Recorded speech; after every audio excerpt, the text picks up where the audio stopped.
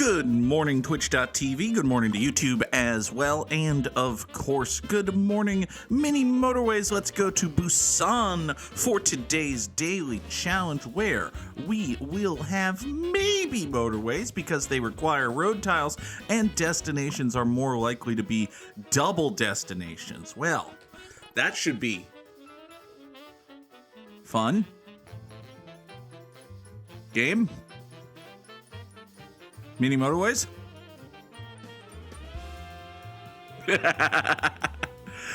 Double destination should be good. Sunflower Space was here first. Parlor Ghost is here as well.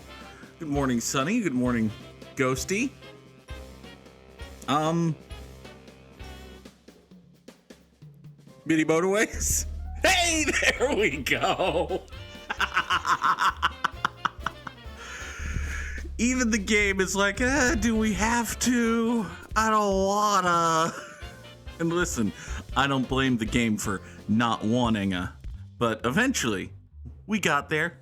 We got a purple, we got a pink, we got ourselves a little double plaza. We're off and running. Here in Busan, Sunflower Space, as I said, was here first. Oh, big stretch, ow. 2 bridges. That sounds like a good thing to have. Ow. Sunny was kind enough to notice Ghosty, and apparently ages ago I said on stream, hey, the next time anyone sees Parlor Ghost, yell at them about emotes for me. Which, it was a while ago, Ghosty. You did not miss anything since the last time we private messaged over Discord. But thank you, Sunflower Space, for poking Parlor Ghost and being like, hey, Goog wanted to talk to you about an emote. It's true, I did, and I have, and Ghosty's on it, presumably. These pinks are gonna go up and over and around so as not to interfere with this neat little double yellow plaza. Off we go. Boop and boop. You know what? Let's restructure this such that it just hugs the coastline here. We're just gonna hug the coastline so that nothing spawns right on the edge here.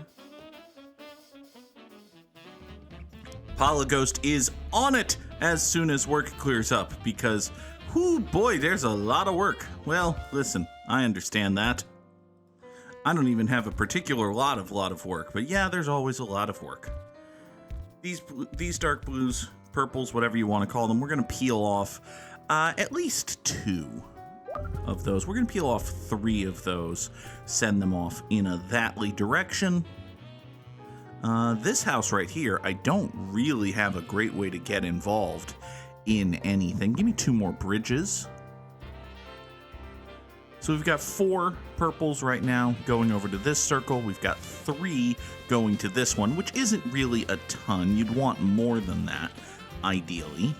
But it should be, broadly speaking, fine-ish. Good morning, Samurai Sam. Sam dropping a crab rave in chat. Ghosty says this is let's get ready for next season and also make a new website that you're launching in less than 2 weeks time, which friends, that seems like a thing. That seems like a great way to get real nervous about timing and shit. It seems not great. But hey, it'll be fine. It'll be completely and totally fine, I'm sure. It will be fine. Parlor Ghost is on it. Ghosty's good at their job. Yeah.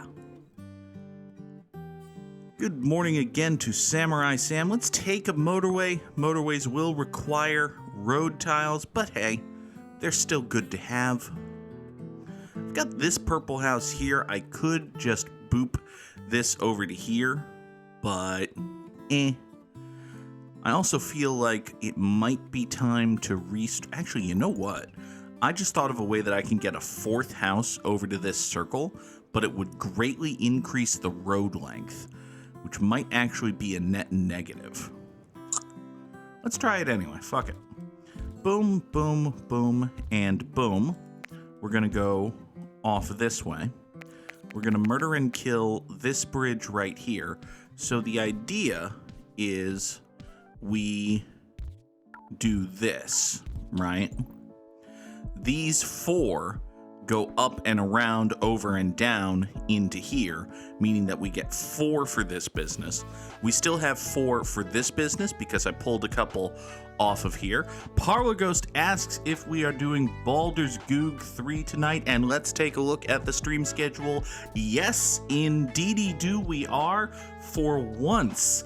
I feel like this is the first time in a month where I am not booked solid on a Tuesday night. I have one assignment today. It is for a quick little deposition that is supposed to start at 10 and end at 11. So Baldur's Goog 3 is on the agenda for tonight. Also, incidentally, it means that I should be able to watch the Red Sox home opener, which, listen, I'm not going to watch the fucking baseball game. You expect me to watch the 2024 Boston Red Sox? Ha! Ha! I say. Ha! Again. But, additionally, these teals right here are going to slide up that away. These purples are going to go in right here. We're going to add this yellow to this road. We've also got this yellow business to take care of right now. I think we're going to grab a yellow from here, send these 2 off into that direction. That should be fine. You cannot make me watch the 2024 Boston Red Sox, but before the Red Sox home opener, they're going to have 2 ceremonies, one memorializing the late Tim Wakefield and another celebrating the 20th anniversary of the 2004 Boston Red Sox. You know, when they tried and won. What are we going to do here? That's a good question, actually. What are we going to do here? We've got this purple. It needs dudes. I've got one purple house right here. If I get another purple house right here, it's easy motorway time. But other than that, I think what we're gonna do for right now is I'm gonna rob a house from here and a house from here, and we're gonna draw motorway number 1 up into the western corner of this double plaza. So we get these 2 houses sending cars up this way. And now, unfortunately, we've only got 3 servicing each of these circles, which is suboptimal. It's not great. Ghosty says it sounds like Final Fantasy XIV is also on my agenda. I've been playing a lot of 14 lately. 14 has turned into, like, I said it during Heavensward, and I believed it during Heavensward. As I get deeper into Stormblood, Final Fantasy XIV is just a really good Final Fantasy game that also has the trappings of an MMO. We're going to take a couple more bridges. This thing up here is kind of an annoyance, but what we can do is run these yellows like so. I don't have another motorway, unfortunately. Kind of really wish I had another motorway. TBQH.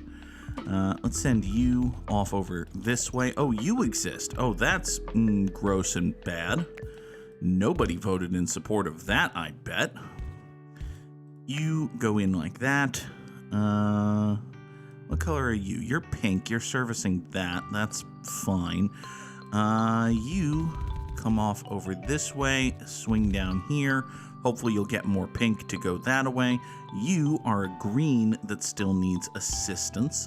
So, oof, I can get there.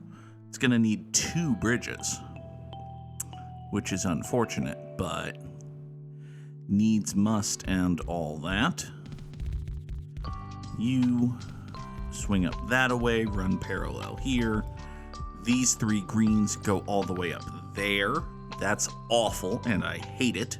But something that is not awful, and I don't hate, is the fact that this pink right here has come into existence and can thusly serve this business once we get some roads back, which, listen, I'm out of road. I'm actually out of road. Figured bridges would be the limiting factor here. It's not. It's just road. Fortunately, as we get rid of this pink road becomes more feasible. You, incidentally, can go off that way. Thank you.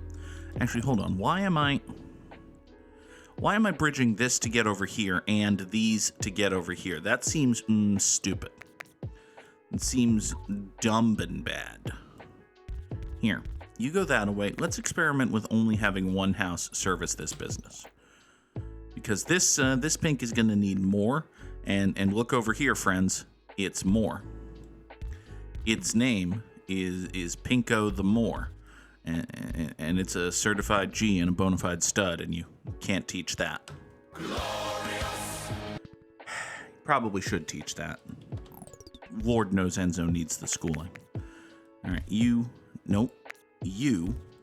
There we go. 4 of you into there. Well done. Now, these pinks right over here are not presently doing anything, which is, broadly speaking, fine. You've just turned circular, which is bad. This motorway is good. It's going to allow me to reclaim 2 bridges, and I bet I'm even going to profit some road tiles. Even with the understanding that motorways cost road tiles, I think it's going to be better, simpler, and more direct to do this than to have this nonsense. So this runs over to here. This pops up that way. You are the yellow that's just gone circular, so let's actually, ow, boop and boop, there. These 2 yellows go over here, these 3 yellows go over here, and hopefully we get some more yellows to spawn over this way at some point. This little yellow square remains the best and most supported square in the history of the world. These purple circles are somehow not dying, even though they're really both kind of underserviced right now. So that's good. Got that going for us. This pink business hanging in just fine. This little green guy just came into existence, which is, broadly speaking, fine, I think. Let's move and... yeah, let's reposition motorway number 2. Just so that I can grab this green, and we're going to do the same thing right here. We're going to have, actually, you know what? I bet, no. I want to have the 3 go off here. We're going to have these 2 swing up and over like so. Boop. So you 2 go up into the northern entrance of this. You are another green that, I see. All right, well, let's do that instead. We'll get these 3 right here, and actually, I hadn't intended on motorway number 2 living here, but now motorway number 2 can just live here, which is good. This yellow has just gone circular, but these 4 yellows are right here, so I don't think that's a problem. I have a problem with Final Fantasy XIV, and this is a me problem. I can't tell if I'm coming up with interesting and creative headcanons for my Warrior of Light, or if I'm just looking and saying, ooh, pretty, and then coming up with fun, fantastical ideas involving ooh, pretty. So, I suppose the fanfic author in me would say, porque no los dos, but eventually a person should have more self-restraint than that, theoretically. All right, now, this teal over here is in an interesting situation. All right, Parwood Ghost, riddle me this. Is it stupid horny brain or fun characterization to say that Leo's in a relationship with Lucia, but also can boink any pretty lady so long as Lucia says it's okay? Because, you know, that would explain a great many things. And yet, these 2 teals want to go over here into the eastern entrance of this. That should be fine. This teal business down here is, broadly speaking, gonna be okay. We've got this, and we're gonna bash this right here. Let's take doot, and doot. There. So 1, 2, 3 teal houses are going to run this way and then down into here. Only problem is this uses 2 bridges.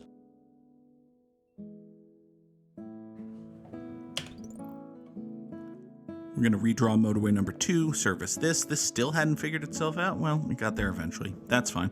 Samurai Sam would like to remember a guy, and that guy is the Undertaker. Undertaker, a long-time legend of WWE, who was a great, fantastic wrestler for about a while. Let's just nebulously say a while and not have to commit to an exact time frame right at this exact moment, because, oh boy. Listen, Undertaker had him some really good matches and really great feuds, and he also fucking sucked for a fucking long time. So, and then he got really, really old and bad and kept trying to have one great final retirement match, but they kept fucking sucking. And he also kept taking gigs, and actually keeps taking gigs, to go to Saudi Arabia. So, you know, there's that.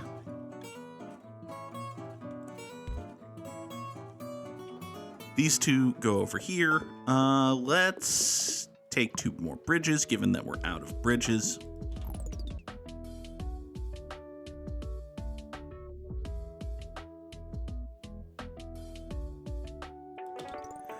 All right. So these teals run into here. So the Undertaker. Undertaker debuted at Survivor Series 1990 and has, while he never lost a retirement match or anything, they did a segment at Survivor Series in 2020 where it was like Undertaker's final farewell, and he hasn't had a match since then.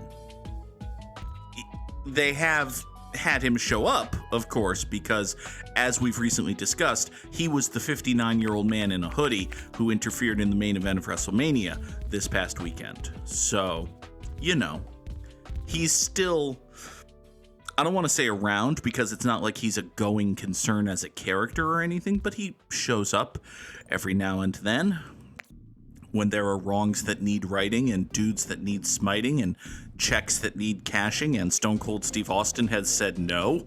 So he's around. He exists. That's good for him. Listen, I don't have particular affinity for The Undertaker as a dude. He doesn't strike me as a particularly great dude. He is, after all, a 59-year-old wealthy man who chooses to live in rural Texas. So let's think some mean, group-thinky thoughts about 59-year-old white wealthy men who choose to live in rural Texas. Oh, wait, they're true. So we're going to take a motorway. Actually, come to think of it, I've seen The Undertaker's house. It's not rural Texas, it's suburban Texas. And that just proves my point even harder. But still, even having said all of those things, you know what else? You know what The Undertaker is? The Undertaker is labor. So, good for The Undertaker. He earned most of his money, and he should have earned more money when he was earning money. And if he had, maybe he wouldn't take the Saudi fucking government's money in 2024 to show up and present the winner of a Saudi soccer tournament with a trophy. Because the Saudi government is full of marks for The Undertaker, which is a funny sentence to say, but it's true. The Saudi government is full of people, or at least one people, who are fucking marks for the fucking Undertaker. Which, hey, listen, Inside this cold, dead, smarky soul of mine beats the heart of a mark. And that heart is also a mark for the Undertaker. So, I get it. I suppose if I was the brutal totalitarian dictator of a brutal totalitarian dictatorship that had functionally infinite money, I would at least consider hiring the Undertaker to present the winner of my bullshit soccer tournament with a trophy, a la presenting the urn. Great symbol of the Undertaker's power. Also, the winner of my bullshit soccer tournament. This is a thing that happened. Okay, we're gonna take 40 road tiles, because I keep using road, because I keep drawing motorways. And it turns out that motorways use road, which is just bullshit to me, but okay. You know what? I feel like I can save this. I can get rid of this motorway, actually, because what we can do is we can run all of these pinks up here, you see? And then, if we do, well, there's not a great way to do exactly what I want here. Here, let's just kill this. We're gonna kill this and redraw it in a second, because we're gonna want probably a thing that goes here, and then another thing that, we'll figure it out. Hold on. I'm smart. I have rodent brain. I'm smart and good. You, is anybody buying that? Let's see here. All right. We've got that. Okay, I know what to do. I know what we're gonna do. This is gonna be fine. Okay, so we're gonna redraw this. It's gonna go up here. Oh, you can't go one tile further north than that. I wanted to go one tile further north than that, is the thing. So, all right. So here, let's have one of these go off that away, and the other of those take a lengthy trip getting this way, and we'll put a traffic light right here. This is a perfectly fine traffic light. It avoids having to deal with this garbage. We go slightly around that. That's everything's coming up Goog House. You swing in that away. That'll be fine. Oh, now you exist. That nobody told me that was gonna happen. Okay. All right. Listen, it's fine. We're okay. Actually, for you see, what we can do is run this, but also this with another traffic light, like so. All right, so now we've got, oh good, a fourth greenhouse spawned. That's pretty much exactly what I wanted, actually. So these two pinks aren't doing anything. These 5 pinks are supporting these 2 businesses, which is fine, basically. These 4 greens are supporting these 2 businesses, which is bad, but, you know, it should be okay for a while. Are you going to be okay down here? You're going to be fine down here. You're fine down here. What was I talking about? Oh, right. The Undertaker, 59-year-old man in a hoodie, soccer trophy, Saudi government, suburban Texas. I mean, yeah, that's basically all you need to know about the Undertaker in 2024. He's a very wealthy 59-year-old white man who chooses to live in suburban Texas. So, yeah, extrapolate from there. But, again, he is labor. He did earn most of that money. So, good for him. And he took it from Vince McMahon, who's a fucking terrible person, who the Undertaker loves and acted as an enforcer for many years. But, you know, we don't have to think about that part. We're going to swing these greens way over here and get 4 instead of 3 to support this circle. That should be vaguely better. I kind of want to have this green join this road, but I can't do that without a bridge. So that's what it is. You are going to run down here. Boop, boop, boop, and nope, don't that way. Boop that way. Thank you. Honestly. Sam, that was for you. You're welcome. You earned that. So down over here, these purples are kind of busy. Kind of busy. Parlor Ghost asked a question a great long while ago about which exact characters my Warrior of Light was engaging in fun times with when not in a romantic relationship with her taciturn Temple Knight Lucia. And there's a list. It's not every pretty lady she runs into, just a lot of them. Let's take 2 traffic lights because I don't actually have any traffic lights.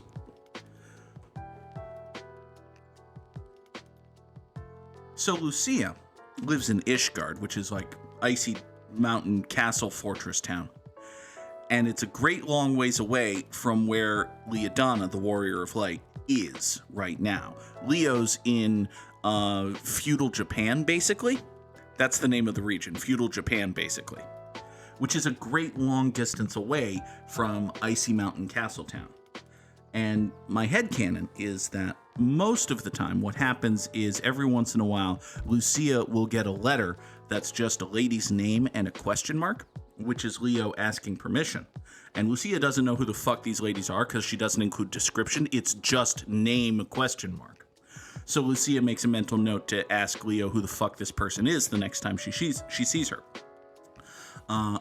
One time, Lucia got a letter that was just the name Yatsuyo with not a question mark, but an exclamation point. So, anyway, let's take, I guess we'll take a third motorway.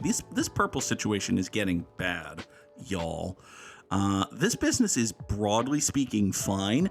This business is broadly speaking not fine. So I think what we're going to have to do is, you know what? This business here is doing okay.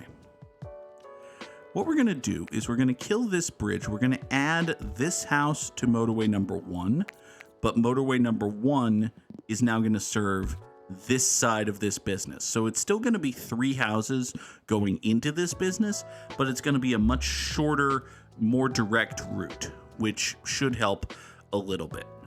Additionally, this business up here will not be left to rot. Instead, we're going to get motorway number 3 to swing up that away like so. That should, broadly speaking, be okay. Still going to result in 2 purple houses servicing this business. This yellow is angry, which, why? Why would you care? Let's see here. What we can do is we can add boop, boop, and boop. Actually, hold on. Why am I doing it this way? I'm doing it this way because I'm uncreative. You. Sam doesn't want to talk about Sam doesn't want to talk about 14 shipping. Sam wants to talk about Undertaker stories. One time Undertaker had a casket match against Yokozuna. A casket match is a match where you have to stuff your opponent in a casket to win. One time Undertaker had a casket match against Yokozuna where literally every bad guy on the entire roster ganged up on Undertaker and cost him the match. This was in 1994, so 7-year-old Goog thought it was very cool. It was not actually very cool, but it's a true fact. True fact about professional wrestling. So what I've done is we've reorganized these yellows, so now there are 6 coming over here to service this business, and that should be better. This business here still has 2, which is really not as many as you'd like, but I watched it with the benefit of decent person eyes, and it was bad. It was bad. It was bad and dumb, actually. It was very bad and dumb. After the match, and again, 7-year-old Goog thought this was the coolest thing in the entire world. After the match, there was a video of the Undertaker inside the casket that played up on the big screen. It said some bullshit nonsense about how the Undertaker would rise again or whatever. And then lightning struck the casket and... Well, I'll say what happened in canon first, and then I'll say what happened. So lightning strikes the casket, and the Undertaker ascends to the heavens, not to be seen again for 6 or 7 months until SummerSlam. It's a true thing that in canon happened.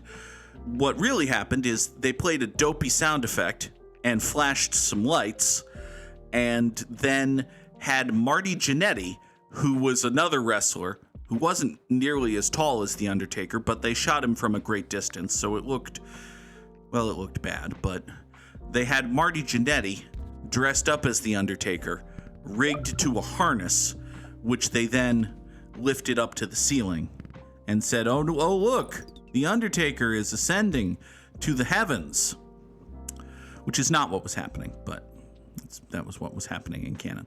So, this situation here has gotten bad.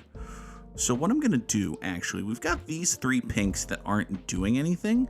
I think what I'm going to do is I'm going to murder this traffic light and this whole northern connection deal.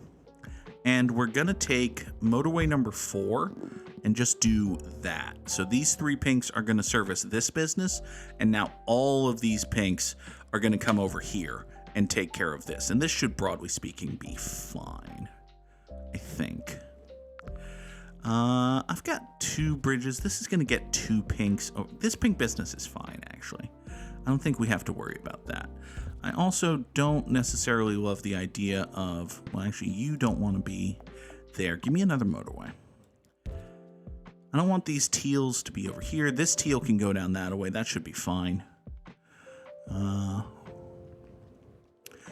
And then, after that, so the Undertaker ascends to the heavens and swears his vengeance and returning and all of that, right?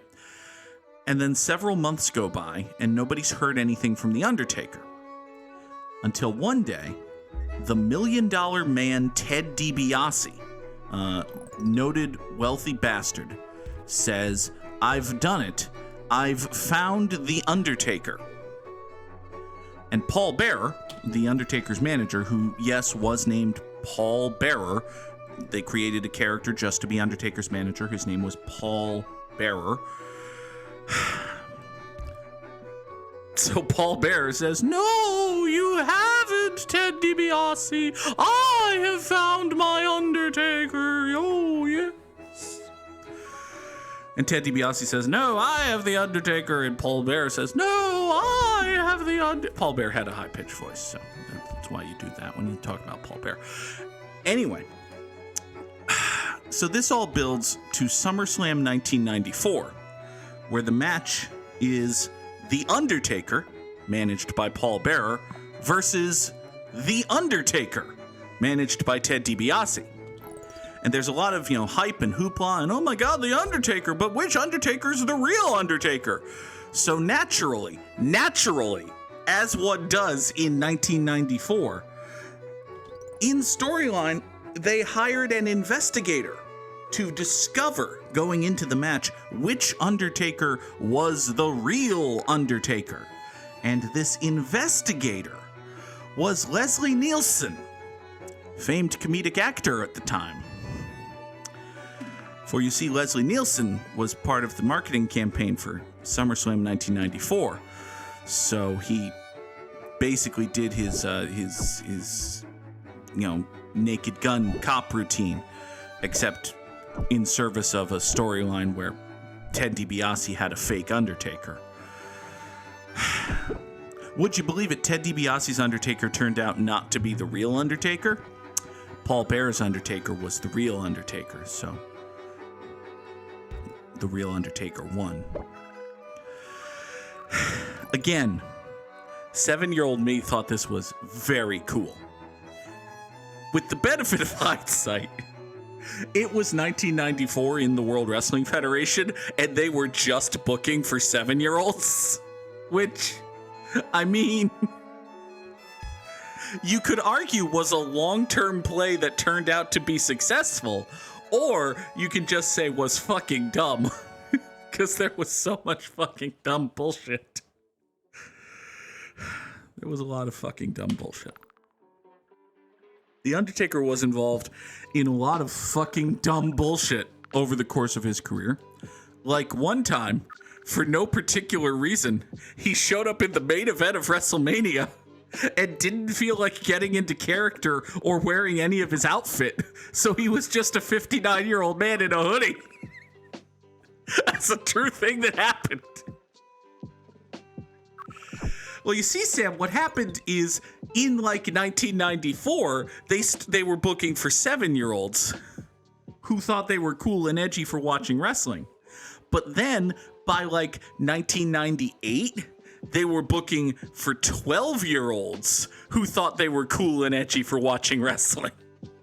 And all of the people who were 7 years old in 1994 were like 11 or 12 years old in 1998. So it made sense. It was logical. All of those little boys wanted to talk about boobs now.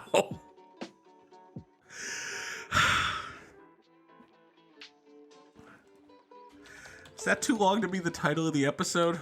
All of those little boys wanted to talk about boobs now? It's a very long title. It's probably going to get me in trouble. This yellow business is going to fucking die. I don't have a single yellow. I have one singular yellow house on this map that isn't presently doing anything. This is fine. We've got more yellows coming in this way. It was not actually fine. It was 3,704 feels like a good number, but not a great number. I feel like it's going to be a Samurai Slam number. It's top 10% in the world, which is nice. It's scant 400 and change lower than Sam, so, you know, it's got that going for it. Curse is foiled again, would have gotten away with it, meddling kids, etc. All right, let's, where's the Wordle guy? Here, let's make it the Wordle guy, shall we? This seems like a reasonable thing for a person to do. There. Now then, Sunflare Space should absolutely do the daily challenge. Should 100% do that. None of the letters in the word daily are in today's Wordle, but, you know, we'll get there eventually. There's a G. There's a G. We've figured that out. So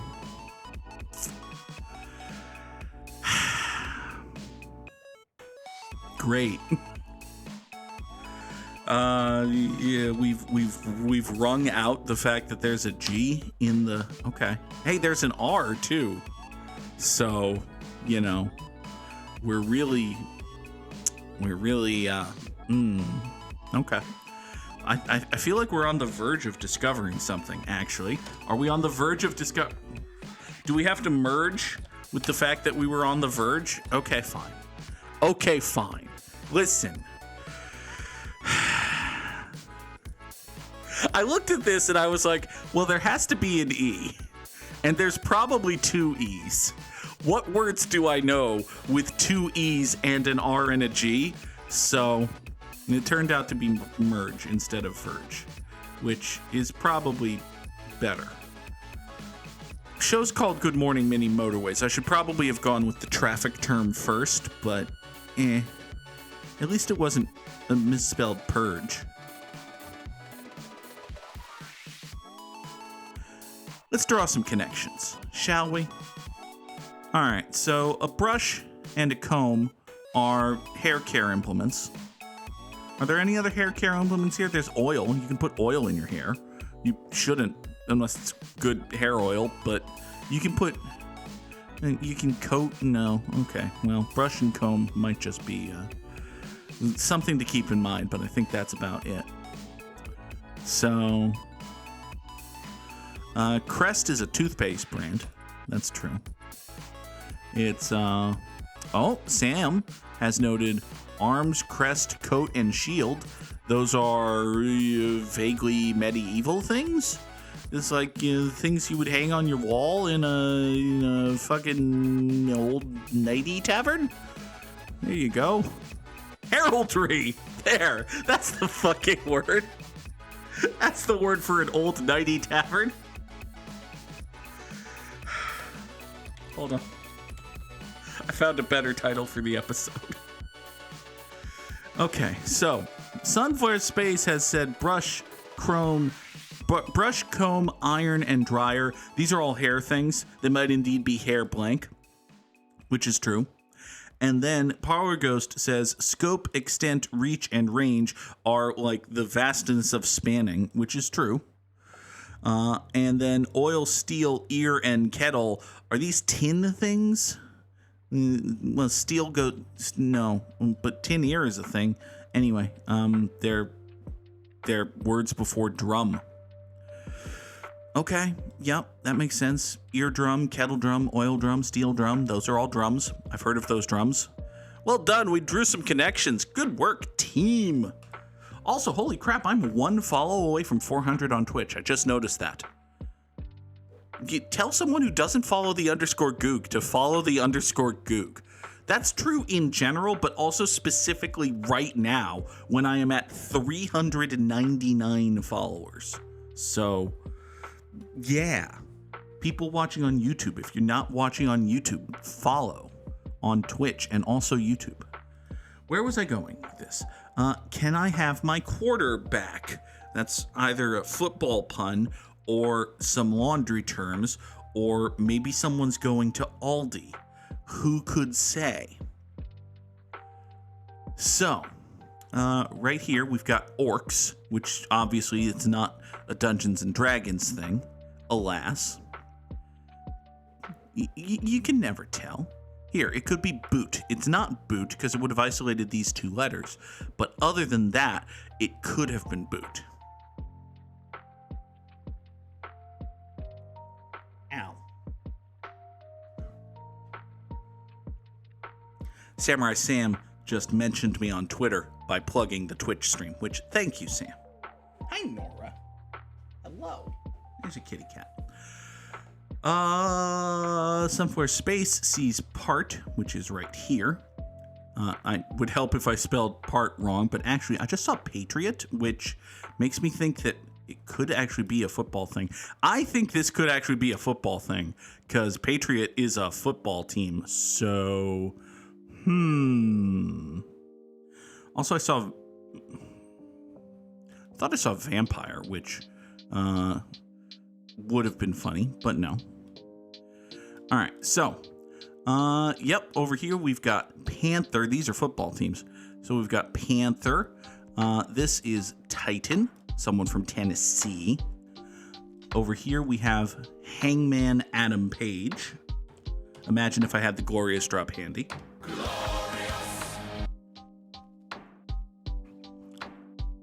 And right here we have a dolphin, which is lovely. This is, so this is the end of the spangram. These are team players. Ha ha ha ha.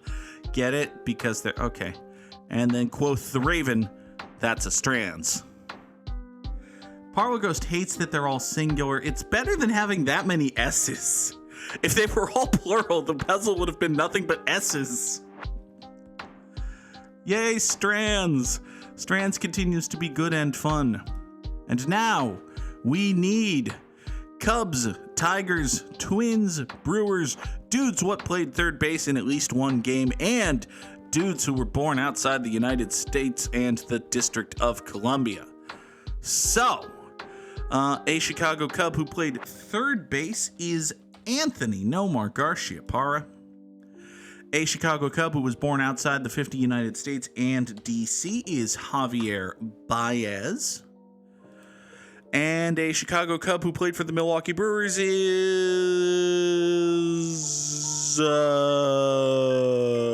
good question, actually. Pedro Martinez, not going to be present on the grid. Jamie Moyer did not play for the San Diego Padres. Mookie Betts, imagine trading Mookie Betts. Imagine if your baseball team had Marcus Lynn Betts and then decided, actually, our baseball team would be better if we did not have Marcus Lynn Betts. Imagine that. Anyway, Minnesota Twin who also played for the Milwaukee Brewers is Paul Molitor, I think. Yeah, that's right. That's an accurate and correct statement. Minnesota Twin who played third base is Miguel Sano. And a Minnesota Twin who was born outside the 50 United States and the District of Columbia is Carlos Correa, I think. Yeah. A Detroit Tiger who played third base is Travis Fryman. And a Detroit Tiger who was born outside the 50 U.S. states and the District of Columbia would also have been Javier Baez, but instead, let's go with Eduardo Rodriguez. That sounds about right. And now we must name some Brewers, which, oh boy, Prince Fielder played for the Tigers at one point, didn't he?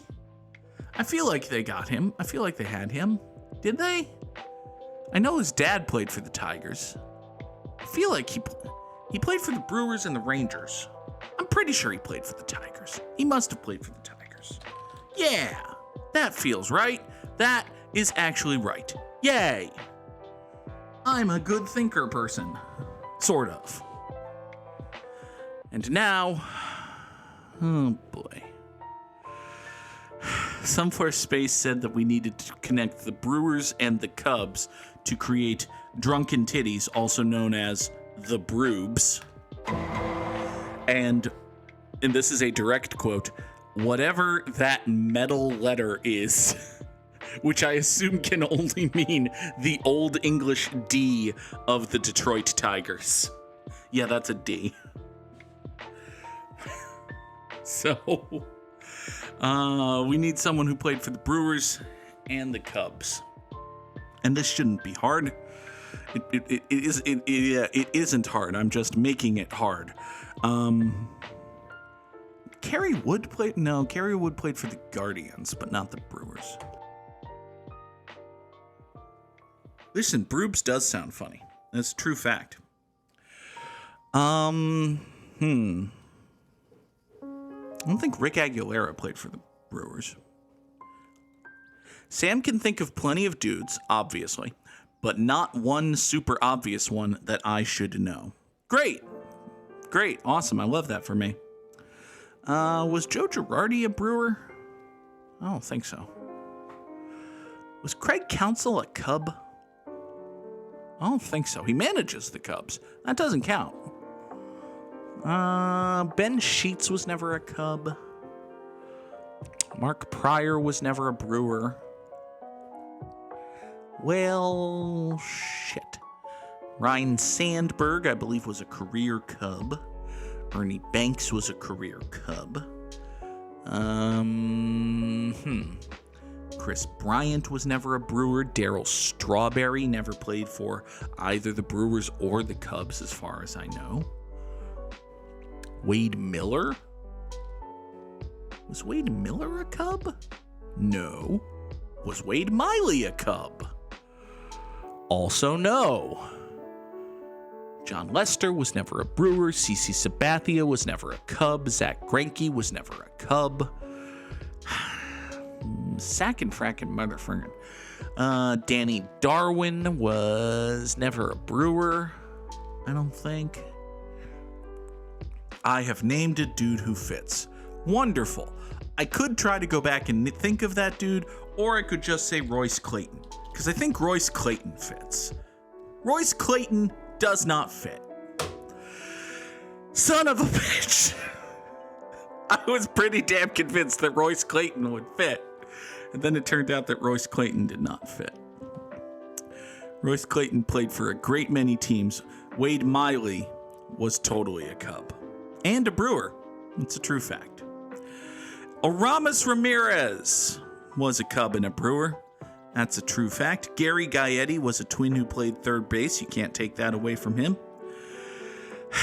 Aramis Ramirez. Good for you, Aramis Ramirez, and 114 other dudes, and not Royce Clayton. But hey, folks, that is gonna do it for us here today on Good Morning Mini Motorways. But as you can see, we will be back later tonight, 5 o'clock Eastern. My God. For the first time in what feels like a month, it will be Baldur's Goog 3. Later tonight, we're going to find Halsin? I think that's what we're doing. That sounds like what we're doing. That could be what we're doing. Anyway, bye? Yeah, bye.